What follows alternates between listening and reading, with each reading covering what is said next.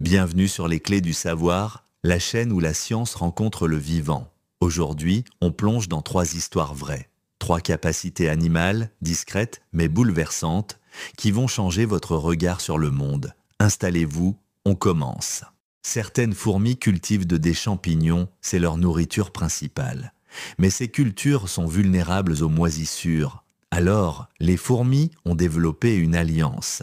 Elles élèvent sur leur corps des bactéries, qui produisent des antibiotiques naturels. Une défense biologique, vieille de plusieurs millions d'années, bien avant que l'humanité ne découvre la pénicilline. Les fourmis, elles, faisaient déjà de la biochimie appliquée. Mais si les insectes savent se soigner, qu'en est-il des reptiles?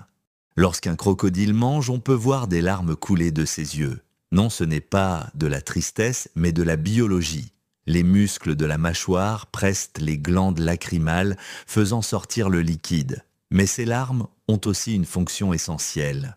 Elles régulent le sel et protègent les yeux, que ce soit en eau douce ou en eau salée. L'expression larmes de crocodile vient donc d'un phénomène réel et un peu plus sincère qu'on ne le pense. Et maintenant, changeons totalement d'univers et parlons de mathématiques, mais chez les oiseaux.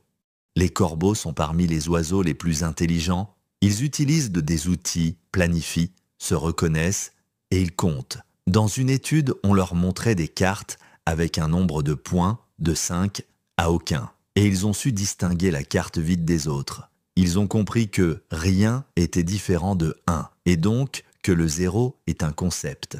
C'est une forme d'abstraction longtemps considérée comme purement humaine.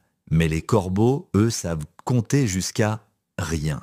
Les animaux, ce ne sont pas des machines à instinct. Ils pensent, ressentent, choisissent. Et chaque fait comme celui-ci, c'est une fenêtre sur un monde bien plus complexe.